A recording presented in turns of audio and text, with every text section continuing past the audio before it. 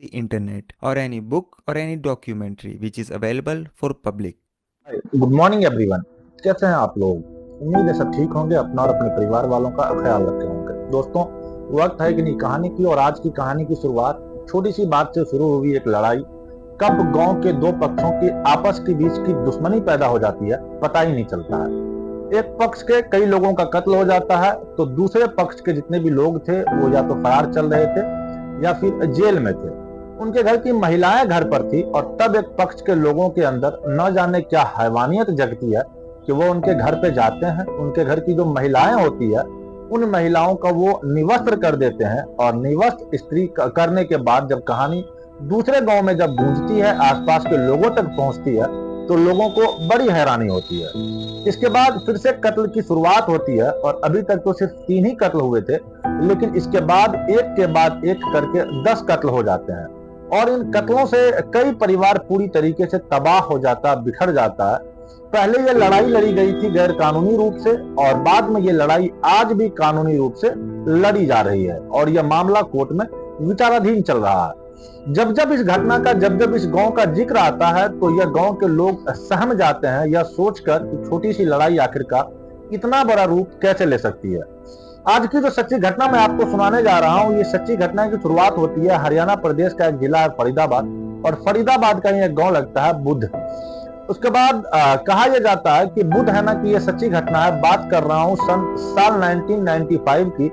एक बारात आने वाली थी, और पुरानी जो बारात आई थी उन बारात को लेकर के पुराना एक्सपीरियंस था कि बहुत अच्छा नहीं था। तब गांव का ही एक व्यक्ति होता है जो दलित समाज से था, वो जाता है एक जिम्मेदार आदमी के पास। गांव का जो एक जिम्मेदार होता है जिसका नाम होता है रिसाला सिंह, वो हाथ जोड़कर पैर जोड़कर वहां जाता है और कहता है कि साहब, मेरी बेटी की शादी है, उनकी बारात आएगी, बस मैं किसी भी तरह का कोई विवाद नहीं चाहता हूं, आप हमारी मदद कर दीजिए।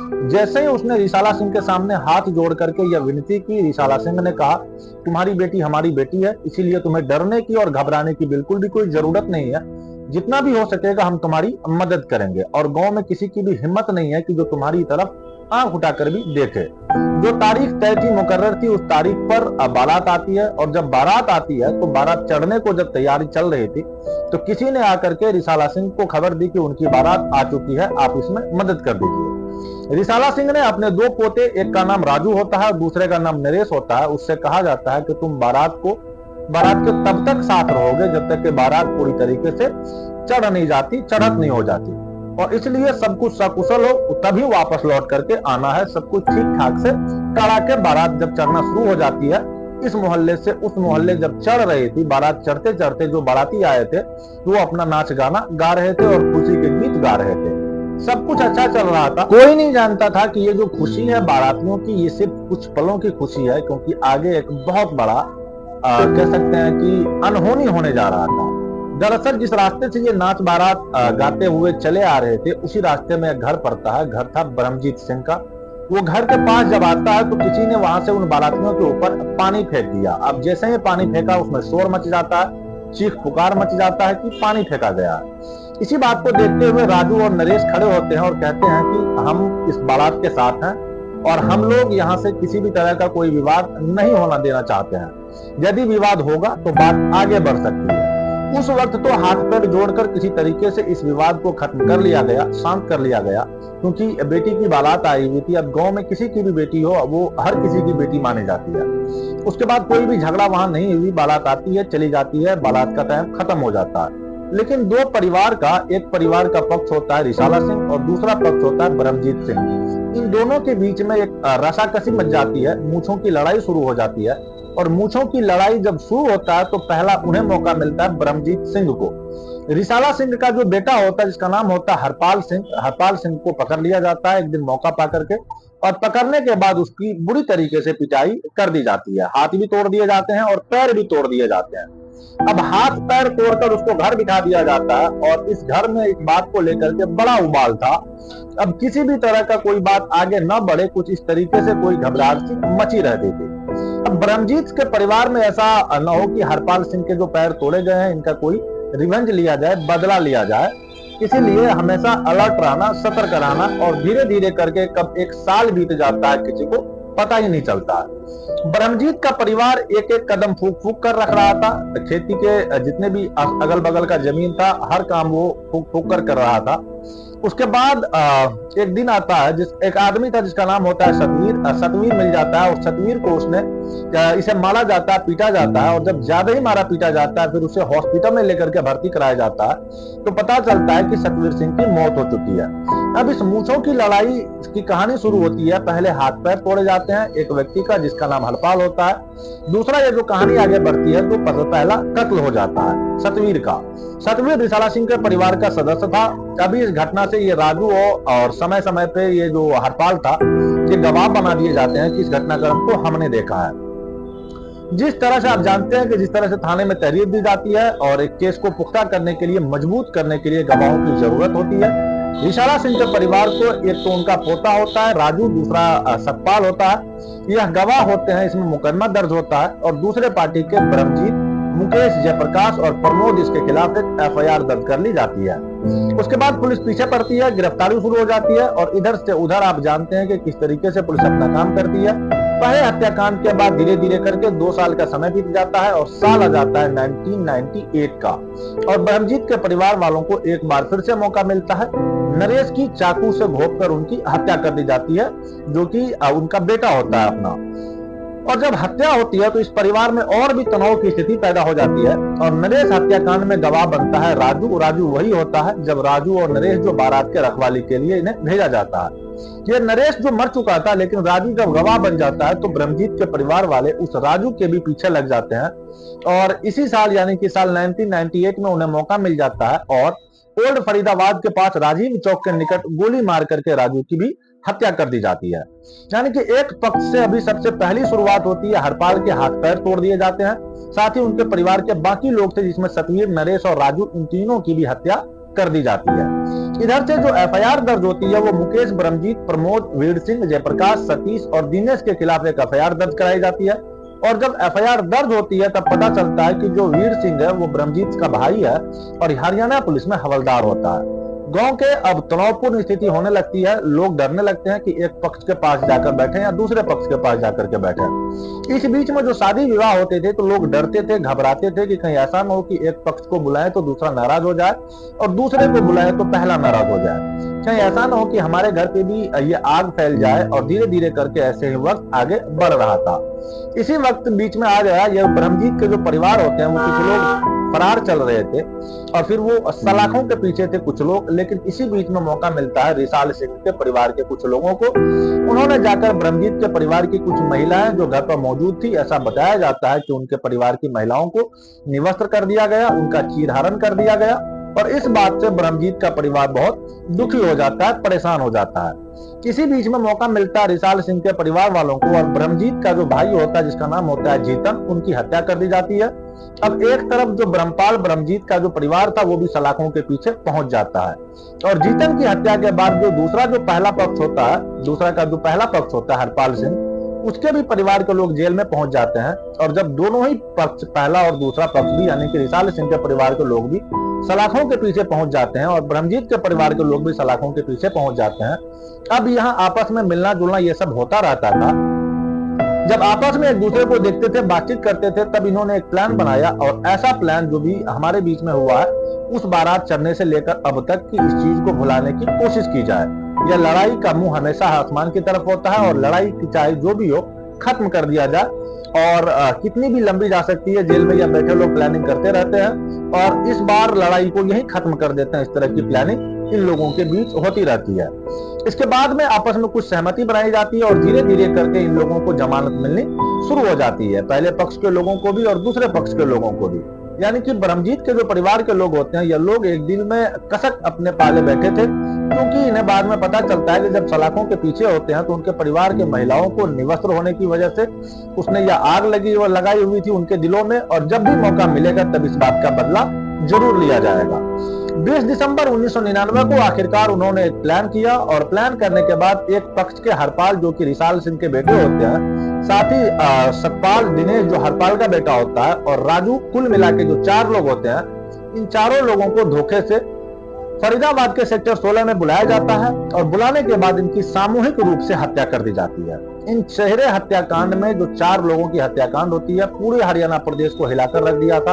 और हिलाने वाली बात यह भी थी क्योंकि इनके साथ एक ही जगह पर टायरों से जला करके इन्हें राख कर दिया गया था, खाक कर दिया गया था, कोई सबूत तक नहीं छोड़ा था।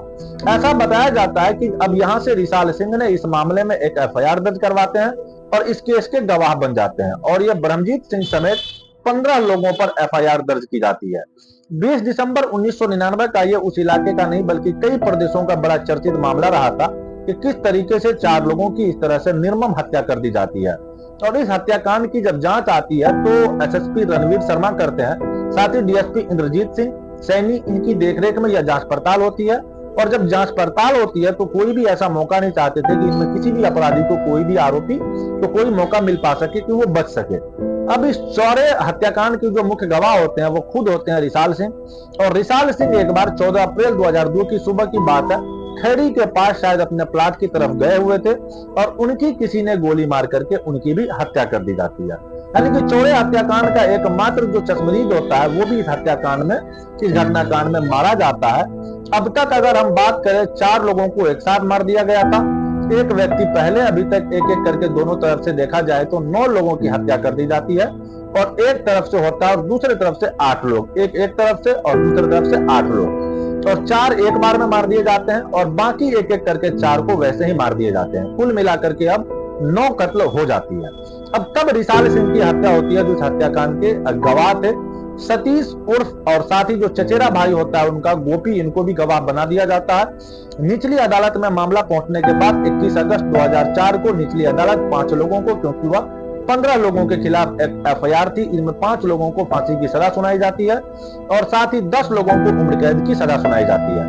अब ये उच्च अदालत में यानी कि हाई कोर्ट में अपील की जाती है। हाई कोर्ट ने जब इस केस की सुनवाई करने के बाद उन्होंने कहा कि इस मामले को निचली अदालत को फिर से सुनाना चाहिए और हम इन्हें लगभग 6 महीने का समय देते हैं। अब 6 महीने तक अपने इस मामले की जांच पड़ताल, फिर से जांच पड़ताल कराई जाए, कोई भी कराए, लेकिन फिर किसी भी तरह से पुनः सुनवाई होनी चाहिए। फिर से पुनः सुनवाई होती है और यह जो पहली जो सुनवाई होती है वो 21 अगस्त 2004 को, और धीरे धीरे करके 6 महीने का समय बीत गया और समय ऐसे आगे बढ़ता है, 17 नवंबर 2013 आ जाता है और पता चलता है कि पुनः सुनवाई के दौरान सबको बाइज्जत बरी कर दिया जाता है, क्योंकि पुलिस ऐसे कोई भी सबूत नहीं जुटा पाए थे जिसने की अदालत के सामने वो जिसको रख सकते थे।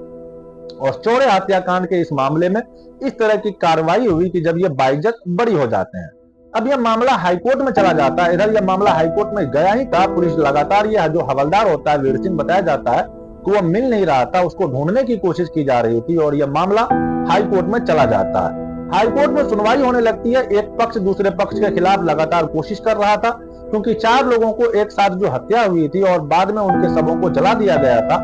इस पूरी कहानी के जो मुख्य आरोपी थे ब्रह्मजीत बताया जाता है कि फरीदाबाद के सेक्टर 11 का यह मिलन वाटिका होता है, वहां पर एक जगह खड़ा हुआ होता है, एक लाल रंग की ब्रेजा कार आती है और उस ब्रेजा कार में ये 27 फरवरी 2018 को उस कार में बैठता है और बैठने के साथ ही वो गायब हो जाता है। जैसे ही वो गायब होता है, उसके परिवार वालों ने हर जगह ढूंढने की, तलाश करने की कोशिश की, लेकिन वो मिलता ही नहीं है। कहीं से कहीं मुखबिर के माध्यम से ये सूचना मिलती है कि 24 मार्च 2018 को जो ब्रह्मजीत का जो लाश होता है वो हरियाणा के पलवल के एक फार्म हाउस के अंदर लगभग 10 फुट गहरे गड्ढे के अंदर दबा हुआ है। अब जैसे ही पुलिस को सूचना मिलती है, पुलिस मौके पर जाती है, उस गड्ढे को खोदती है, खुदवा करके ब्रह्मजीत जिसकी हट धर्मी की वजह से अब तक एक तरफ से लगभग 9 लोगों की हत्या हो चुकी थी, खुद उसके सगे भाई यानी कि जीतन की भी हत्या हो चुकी थी, अब उसकी खुद की यानी कि ब्रह्मजीत की भी हत्या हो चुकी थी। और जो पुलिस को मुखबिर के माध्यम से सूचना मिली थी, पुलिस ने जब मौके पर जाकर उस गड्ढे को खुदवाया तो 10 फुट गहरे गड्ढे के अंदर ब्रिजी यानी कि आखिरकार लाश उसको मिल जाती है और लोगों को लग रहा था कि अब सब कुछ यहाँ से शांत हो जाएगा। और जैसे कि हत्याकांड के बारे में आरोपी बनाया जाता है राजीव और उनके साथ काम करने वाली एक महिला होती है स्वाति सेठी। बताया जाता है कि 10 करोड़ रुपए के आसपास की देनदारी थी, क्योंकि प्रॉपर्टी डीलिंग का ये काम करते थे और ये प्रॉपर्टी डीलिंग का काम करने के दौरान 10 करोड़ रुपए ना देने पड़े और दूसरे पक्ष पर शायद आरोप लग जाए, इसीलिए ब्रह्मजीत की वो हत्या कर देते हैं। पुलिस इस मामले की जांच पड़ताल करती है। पुलिस की जांच में आता है कि ब्रह्मजीत ने राजीव भाटी और जिस पर हत्या का आरोप लगा था, जिसकी वजह से 4 या 5 थप्पड़ मारे थे, उन थप्पड़ का बदला लेने के लिए ब्रह्मजीत की हत्या करवा दी जाती है। लेकिन ये मामला अदालत में जब पहुंचता है, अदालत के पास जाता है अक्टूबर 2021 को, तो पता चलता है कि पर्याप्त सबूत न मिलने के कारण राजीव भाटी और उसके जो सहयोगी होते हैं स्वाति सेठी, वह भी शायद बाइज्जत बरी हो जाते हैं। इसके बाद में क्या होता है पता नहीं चलता, लेकिन 24 साल बाद हाईकोर्ट इस चारों हत्याकांड को फिर से दोबारा फैसला करता है और हाईकोर्ट की तरफ से पहले ही तो इस मामले में बाइज्जत बरी हो जाते हैं, लेकिन मामला जब हाईकोर्ट में पहुंचता है उसमें से 10 लोगों को उम्र कैद की सजा सुनाई जाती है और 2 लोगों को आजीवन कारावास सुनाई जाती है, क्योंकि आखिरकार जब इस मामले में जो पैरवी कर रहे थे वो रिसाला सिंह के पोते होते हैं। इनका नाम होता है सतीश और वो सुप्रीम कोर्ट की शरण में जाते हैं और यह कहने के लिए कि इन्हें जो सजा मिली है, यानी कि 10 लोगों को जो उम्र कैद की और 2 लोगों को जो आजीवन कारावास, वो कहते हैं कि जिस तरह से इन्होंने हत्याकांड को, जो चौड़े हत्याकांड को अंजाम दिया था, वो परिवार के और उन्होंने जो 4 लोगों की हत्या की थी, इसी हिसाब से उन्हें सजा कम मिली है और इन्हें ज्यादा से ज्यादा सजा मिलना चाहिए। इसीलिए वो अभी सुप्रीम कोर्ट में मामला चल रहा है। शुरुआत में लड़ाई होती है गैर कानूनी रूप से और दूसरों की मूछों की वजह से एक के बाद एक कत्ल होते चले जाते हैं। दोनों पक्षों के कुल 9 कत्ल हो जाते हैं, ब्रह्मजीत का भी कत्ल हो जाता है, या कुल मिलाकर 10 के 10 लोग मारे जाते हैं और साथ ही कई जिंदगियां पूरी तरीके से बर्बाद हो जाते हैं। और एक कहानी शुरू होती है ये अब बारात चढ़ने से लेकर और फेंकने के पानी फेंकने के ऊपर पर जाकर के ये खत्म होती है। और उनके बाद धीरे धीरे करके यह कहानी आज भी ऐसी चलती जा रही है। जब एक बूढ़े ने गांव का नाम आता है तो लोगों के अंदर सिहरन पैदा हो जाती है और लोग सोचने पर मजबूर हो जाते हैं कि एक छोटी सी लड़ाई को आखिरकार इतने बड़ा रूप कैसे दे सकता है कोई। काश उस दिन जैसा क्या कोई दलित बस्ती की जो बारात आई थी उन्होंने बर्दाश्त किया था कि इनके ऊपर पानी डाल दिया, ठीक वैसे ही ये रिसाला सिंह का परिवार या ब्रह्मजीत सिंह का परिवार बर्दाश्त कर लेता तो इतने लोग कभी न मारे जाते, और न केवल मारे जाते बल्कि जो बचे थे उनकी पढ़ाइयां भी बर्बाद हो चुकी है। उनकी पढ़ाई भी रुक चुकी थी बच्चों की, और एक बहुत उन्हें जो सहन करना पड़ा था, बहुत सारी चीजों से उन्हें महरूम रहना पड़ा था, इस तरह की चीजें शायद कभी न घटती। दोस्तों, इस पूरे घटनाक्रम को सुनाने का उद्देश्य किसी को परेशान करना या किसी का दिल दुखाना बिल्कुल नहीं है, बल्कि आपको जागरूक करना है, आपको सचेत करना है कि छोटी छोटी बातों को लेकर के इतना भी तुनक नहीं होना चाहिए, इतना भी दिल पर नहीं लेना चाहिए कि जिससे पीढ़ी दर पीढ़ी किसी की बर्बाद हो जाए। ये थी हमारी आज की कहानी। आई होप कहानी आपको पसंद आई होगी। कहानी अगर पसंद आया हो तो वीडियो को लाइक कीजिएगा और चैनल पर अगर नए हैं तो जाते जाते चैनल को सब्सक्राइब कर बेल आइकन जरूर से प्रेस कर दीजिएगा। जल्दी मिलते हैं किसी और कहानी में किसी नए फैक्ट के साथ। तब तक के लिए अलविदा लेना चाहते हैं। जय हिंद, जय भारत।